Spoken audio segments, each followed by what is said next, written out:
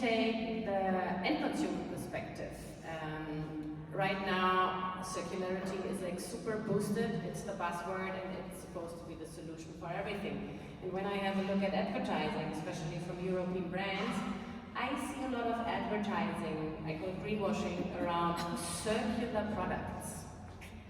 Shirin, you as a designer, can you elaborate on that and can you explain us why this is greenwashing, why there is no such thing as a circular product? A single product can never be purely circular because circularity is referring to a whole system. It's referring to many different stakeholders engaging themselves and making sure that all the dots are connected for a product, for a resource to circulate endlessly. It's a system, it's not a product. The product can only enable, or let's say the product can be enabled to run in the system. This is what is called a circular product, but obviously a product itself cannot be a whole system. The product can only be made to function in a new system. But this is also, when you talk about greenwashing, it's a nice initiative, but the product itself does not establish a whole system. The product can only be made for a future potential system in order to function in it, but it cannot build a whole system itself. Henrike and Johannes, I guess implementing, well, you're part of this so-called reverse supply chain, right? Which actually doesn't exist in a linear textile value chain. How do you engage? Do you engage directly with the end consumer, or do you have middlemen over there? And is it difficult? Is it difficult to get to your secondary raw material? Actually, my goal is that everyone in the world should come to Bitterfeld-Wolfen and do this pedagogic kind of path through this massive waste. But no, so we have collecting systems where we collect in the shops, but that is also outsourced, so we are not meeting the customers, or because it's all about collecting, handling, and we also have the source from the containers. So, and this is also the easy exit for a lot of people, and also we have to include ourselves. So if we're talking about greenwashing, it's not just that everyone else is doing it, it's also we also have to stay critical and we seek for easy answers, but they are not there. So yeah, it's really easy to put your stuff into a container, also a old dyed cat or a toaster or something, because nobody will judge you. It will end up at our facility and then we will take care. So everything which is in the container will be taken many times again and again. And I think that is something which should be more visible and transparent to people, to everyone. Just a little reminder for the ones who are not so fond of the EU New Green Deal and the EU Textile Strategy. So what is planned over here in the EU is that every garment produced after 2025 and imported in the European market is supposed to have a digital product passport, a kind of QR code or whatever, where first of all sorters and recyclers can get the information they need in terms of material construction, ingredients, fibers, chemical inputs, and so on and so forth. But this could also serve, or it should actually serve the end consumer in order to make the appropriate decisions. How he or she is supposed to care for the garment, or where the end consumer can discard the used garment when he or she doesn't want to use it anymore. What is happening now is really different what is going to happening with the passport. So, for example, if we implement it, it's nice, but it's future scenario in 20 years or something. What is arriving now in our facility is something from yesterday, but also from the 80s. Yeah. So the streams of material, it's yeah, it's a nice idea that once upon a day, they're gonna be a tracking, but it's really not now. So that is something I think people tend to not want to see, that there are two paths of confronting the transformation now, and also then see what we should do after analyzing it. So yeah, that's also why I'm a little bit critical about the question, because I think we should focus on the now issues. How do your students perceive circular principles? Like, do they embrace it? What is circularity for them? Like, you might have discussions with them. Are they, you know, like referring to more to recycling or to reusing? Like, what's the state of like perception in Bangladesh? Okay, thank you for the question. And I can say for all of us, because we have our culture that we have similarity within.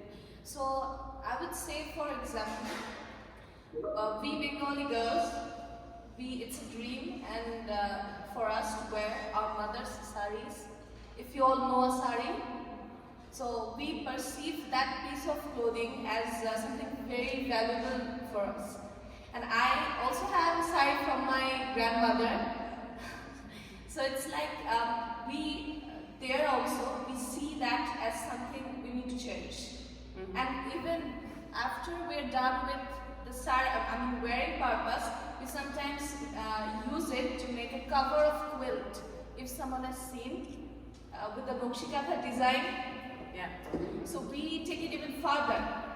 So I've done it there myself.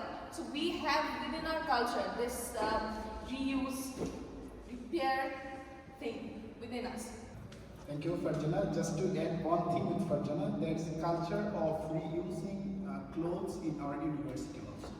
Because in winter season, there are so many poor people living in the street in Bangladesh. So in winter season, our students collect the clothes of students and they donate it to the poor people. So it's a culture in our university. Besides that, we are planning in our sustainability department to arrange a second-hand clothing fair in our university. So we are planning to do that, and inshallah you will find it if you visit next year. And coming back to the industry, because over there it's a little more complex, right? And we heard about, the new regulations coming up over here in Europe, and you are already realizing that the brands are now taking the cutting waste and making money out of it. And before you could reuse it yourself. So, what challenges are there for the Bangladeshi textile industry within this whole implementation of circular principles, and what benefits might be there? Yeah, the basics of circular economy is to keep the materials and products within the economy when it reaches the end of its life. So you have to compromise with quality. You have to have the mindset of the consumers to compromise on the quality. If you recycle, if you reuse, if you repair, the quality of the product will falls down. So you have to compromise on that. First of all, I think the main challenge for circular economy is the mindset of the people, of the consumers. Because they always want to wear glossy, colorful material, but it will cost a lot for the environment. So this is the first challenge, I think. And second challenge that we face as a global south, as a manufacturer country, is the very precision on the quality set by the brands and customers. Because this leads to overproduction. Yesterday there was a discussion on overproduction and overconsumption, and this leads to overproduction. Because when you went to a supermarket for buying a t-shirt or a shirt, you do not compare the color of your garments with a standard Pantone color. You never do it. No. But when, as a manufacturer, I send a dyed fabric to the brands, they keep the fabric under the light box, check it. If it deviates a little, they reject the total quantity. That may be 5 tons of fabric. So this leads to a huge amount of waste to the global south. This is another challenge for establishing circular economy. Even do you know the final checking system in brands?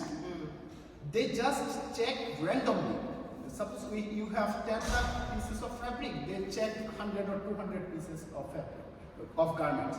If they found any defects in any one of the garments, they will reject the total quantity of the waste, and they generate more waste. Yes, this will create more waste in the global south. I think this is the second challenge. And the third challenge is waste infrastructure is not available in many parts of the world. Because if you look at the supply chain of the textile industry, you will see we collect raw material from one part of the world, it is manufactured in another part of the world, and it is consumed in another part of the world. Collaboration is very much needed among the complicated supply chains. This is another challenge where the collaboration is missing. And number 4, I focus more on this is the technical challenge.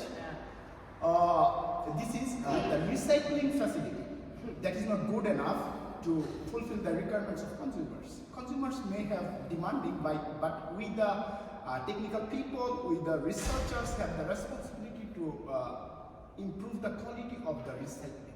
Because we only depending on the mechanical and chemical recycling, there may be more innovation maybe bring into it so that we can do better recycling process, we can optimize the process. Like by optimizing the recycling process, for example, if we take the example of mechanical recycling, you mean like longer staple fibers? Yes. Yeah. Whenever you do mechanical recycling, the fiber will be shorter. Yeah. So it will not provide the same quality as a vertical. So this is the challenge, and it will not meet the expectation of consumer. Yeah. Now coming back to the question, what design can do in order to start circularity? I think first of all we have to stop following trend cycles. We call it the so-called micro-trends that we actually have to determine, and we have to assess very smartly while taking a look at trend reports. Do we think that this is a trend that will sustain the next season? So we have to detect micro-trends and sort them out of our design thinking. This is one thing, so that we just make sure that our product is not going out of fashion in the next couple of months. The other thing is that while choosing materials and choosing ingredients for the product, we can make sure, together with a good workmanship and together with the fit that we design, that a material is also physically able to live longer and survive longer. Also the material choice, very important. So that is also another thing we have to design for physical durability. And then also we have to make sure that let's say other forms of use are also designed into the product. So can you maybe redesign it at some point? Can you change out single parts? So here we actually need some novel solutions in order to make sure that the product can circulate also to different consumers, and also can be refurbished into other ways. If we think that the EPR is important or where its limits lie, I think it's key actually. I think textiles is one branch where we, for very long, let the recyclers alone. There was no funding, no real system behind that supported the recyclers. And at one point we said, okay, well, we only have 1% garment-to-garment recycling. Why don't you do better? But I believe that's too easy. We all have to be taking our part in the responsibility. We talked about it. It includes the consumers, but of course it also includes the brands, the producers. I really like the way France is doing it with refashion. They are having a fee. Everybody who is selling garments in France has to pay a fee per garment. So it's not only punishing producers that are still producing here. Everybody has to do their part who is trying to sell something in France. I think this is where the circular business model comes into play, because it's not really fair to only put the blame on the producers, right?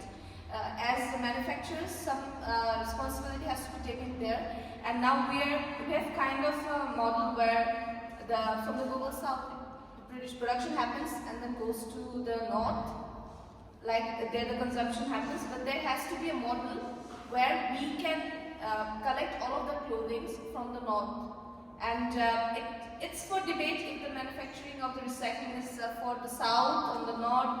There has to be debate, because there's then again transport of all of those things that have been transported before. So a lot of more CO2. So that's a framework that needs to be set. Where are we? We are somewhere around 200 euros per ton, 250 euros per ton. That's 20 cents per kilogram. That's called textiles. And with that fee, we have to pay the whole system, the containers, the logistics, the recycling, handling, sorting. So we heard it, recycling is no business to be rich. We are making profits with the reuse, with the recycling. The minus is just smaller in comparison to incineration. So we definitely need a system that supports circularity. And for the secondary raw material, there's another effect, like it has to compete with virgin materials, otherwise everyone will buy still virgin materials.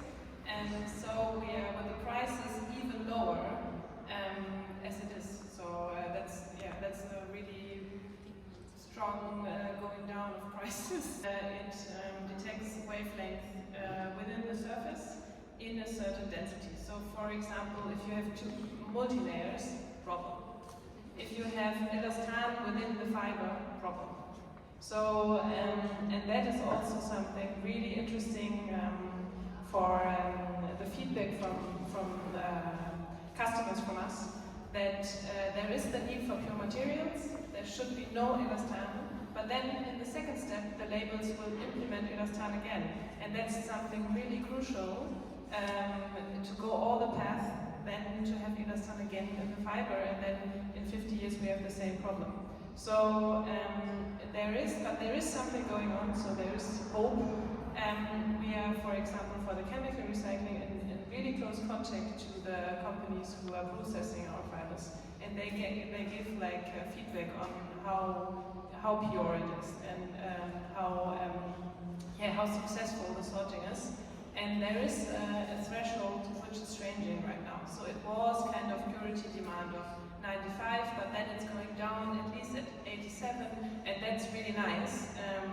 But yeah, it's a problem we really have to keep in focus, that there are so many multi-layers, so many mixed fibers, so many colors. So yeah. Maybe can I add quickly something to this? Actually, this multi-layer design of garments, we all want to have jackets that have a lining. Let's make it short. Only having jackets without lining will not be the future. But there's also some nice design ideas how to make this NIR recycling possible by design. So I think there's also already some sewing thread companies that make dissolvable sewing thread by heat.